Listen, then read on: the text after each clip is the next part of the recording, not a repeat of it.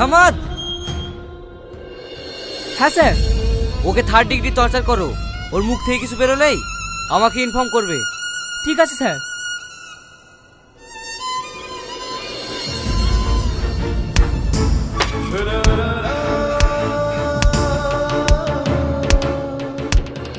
কি হলো মার? আমি পারবো না। কেন পারবি নি? তোর ভাই বলে? ও তোর ভাই না। ও তোর ভাই হলে এরকম জঘন্য কাজ কখনো করতে পারতো না। মার ওকে। কি হলো মার?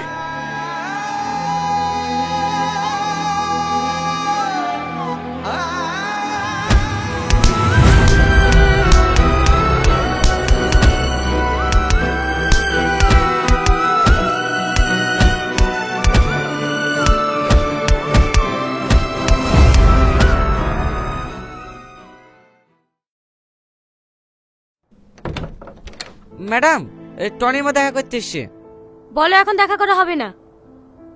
খুব কান্নাকাটি করছে। ঠিক আছে, বেশিক্ষণ দেখা করতে দেবে না, জাস্ট 5 মিনিট। ঠিক আছে ম্যাডাম।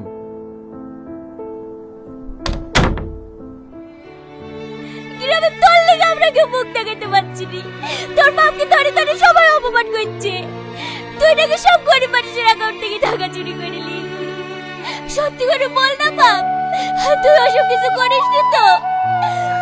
তুমি বিশ্বাস করো মা, আমাকে মিথ্যা ফাঁসুন হয়েছে। আমি এসব কিচ্ছু করিনি। আর কেউ না জানুক, তুমি তো আমাকে জানো। তোর কিচ্ছু হবে না। আমার যে হাতের মালা দুটো ছিল, সে দুটো বেঁচে তোর আব্বাকে উকিলের কাছে পাঠিয়েছি। এই সপ্তাহের মধ্যে তোকে ছাড় করে নিয়ে যাবো। চলেন চলেন, টাইম শেষ হয়ে গেছে।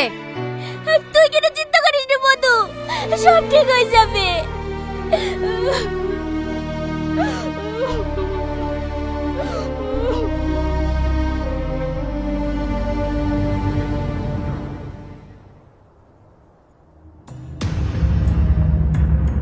হ্যালো স্যার, আপনাদের একজনকে ধরে ফেলেছে।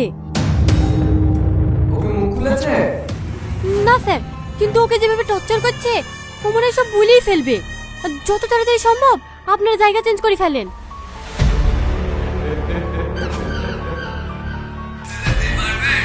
আমার একটা চুলো ছিঁড়তে পারে। ওরা ভুল লোককে ধরেছে, ও আমাদের লোক না। মানে খবরটা দেওয়ার জন্য তোর অ্যাকাউন্টে 1 লাখ টাকা হ্যাঁ স্যার, এসেছে।